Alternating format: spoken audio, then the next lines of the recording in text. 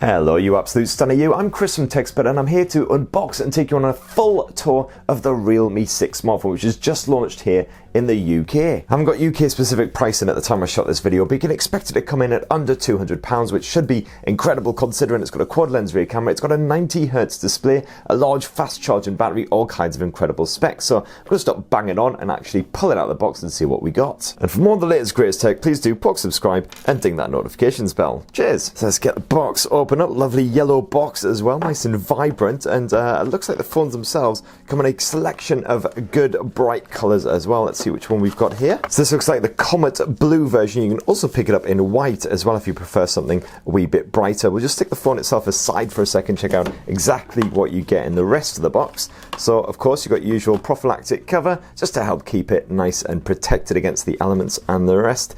Pretty standard even for budget handsets these days to come with one of those bundled in the box. You've also got a bit of your Type-C USB charging cable action and a rather beefy adapter as well. I've obviously got a European review model, hence the 2-pin adapter, but you will get a 3-pin plug if you buy it here in the UK. And it supports 30-watt fast charging as well, which is pretty damn good again for a budget blower. And of course, can't forget a bit of pokey-pin device to actually get your SIM card in the wee blighter as well. And a bit of motivational messaging, let's embrace a new journey. Certainly a very sexy way of saying, let's get a new smartphone. So there we have the Realme 6 in all of its sexy glory. And I've got to say that Realme are absolutely nailing it when it comes to budget smartphone design. They take what could be a fairly straightforward basic finish and they just add these striking little touches. So for instance, like the way that it catches the light just so when you're staring directly at that surface, and it definitely looks like a sort of 3D style effect. Is very, very cool stuff indeed. The Realme 6 is a 200-gram smartphone. It's definitely got a decent heft for a budget blower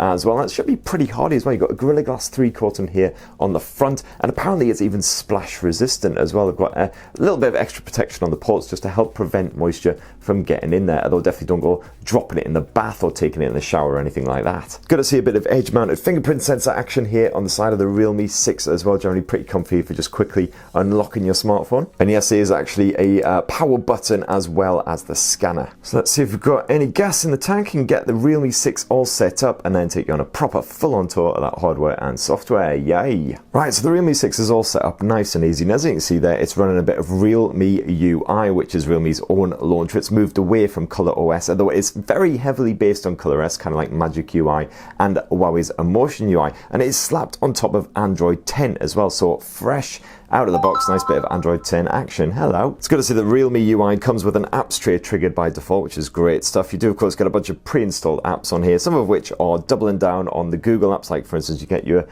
different browser on there, and just random tosh as well, like a Compass app, most of which doesn't look like you can actually uninstall if you want to. Thankfully you can get rid of that browser. If you swipe right, you've got your Smart Assistant, which is basically just a page of fully customizable widgets. You can get that set up however you like. And then if you dive on into the settings, that's where you'll notice the bigger similarities with the ColorOS. You'll see a lot of the options in here are very, very familiar, such as, for instance, dive into convenience tools. You can change around the navigation method. So I'm going to go for swipe gestures from both sides, and then as you can see, you can then get back home with a quick swipe up. You can bring up your recent apps by swiping up and holding, and if you're actually inside of an app, you can get back at any points with a swipe from the side. It's got a whole bunch of gesture controls, then all those Android 10 goodies as well, like the digital wellbeing and parental controls, and of course, as you can see here, a bit of dark mode as well, although you can obviously knock that off and go back into the standard light mode at any point. And one of the features that should prove particularly helpful here on the Realme 6 is that one-handed mode as well, because it is a 6.5-inch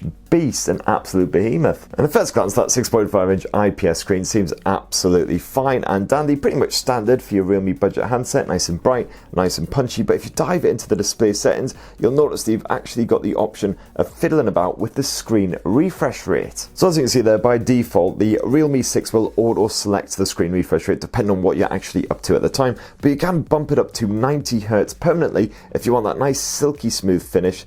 And with this on, hopefully, as you can see there, gliding through the UI is just beautifully smooth and responsive. And that is of course an incredibly rare feature for any kind of budget style smartphone. Even the latest iPhones don't boast a 90Hz refresh rate, so great to see here on the Realme 6, definitely a pioneering bit of budget tech there. And as you can see there, full HD visuals, nice and crisp, super bright. Those colors are really shining through, and you can completely customize the color saturation and output in the display settings as well. And you've also got a single mono speaker housed here on the bottom edge of the device. Let's just boost up the audio to top levels. I've always been weird. No time to wash your hands.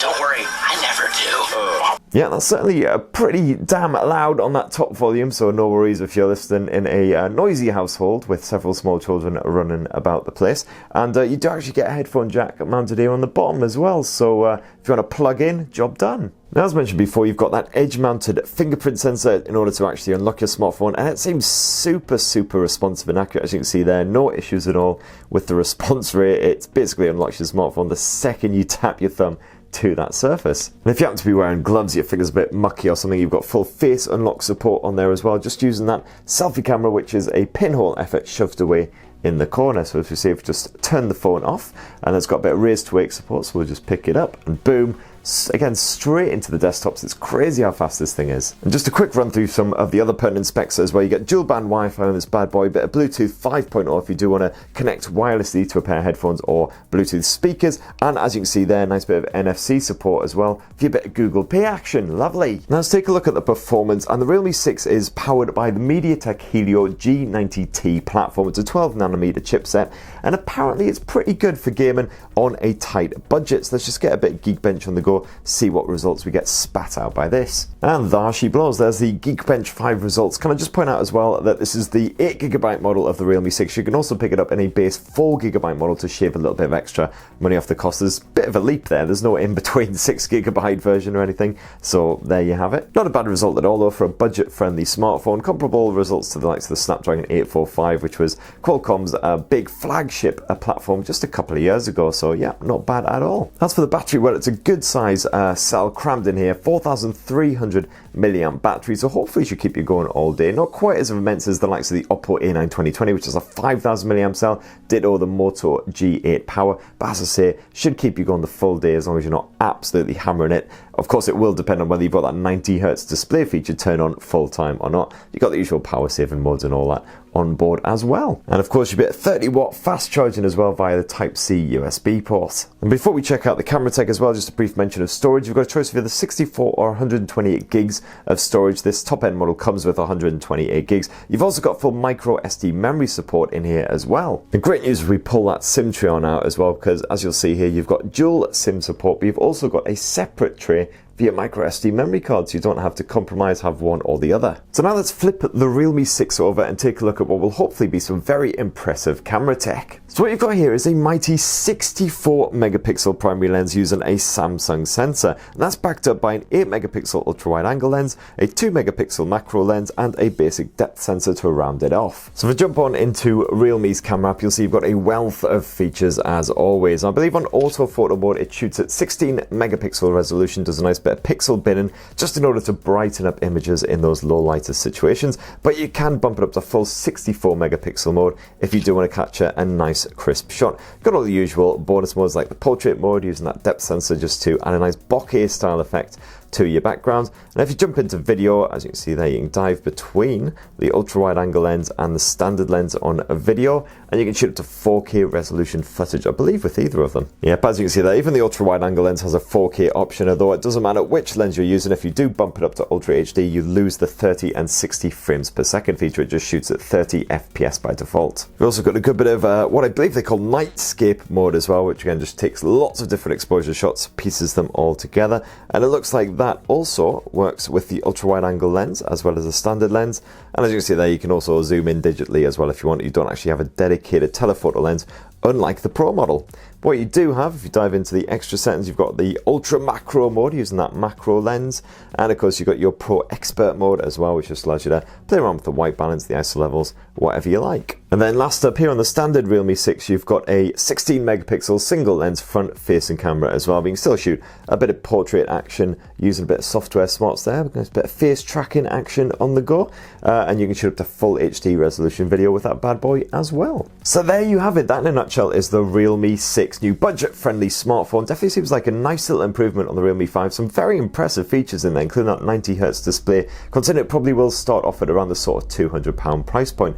So I will be bringing bringing you a full review of this. I'm also going to be unboxing the Realme 6 Pro and hopefully the Realme 6i and doing a big comparison between all of them so you know which Realme wallet-friendly smartphone is best for you. So please do bung your comments down below. Let us know what you think of the new Realme handsets. If there's any burning questions you have, anything in particular you want me to test out, and please do subscribe, ding that notifications bell, and have yourselves a lovely bloody week, people. Cheers, love you.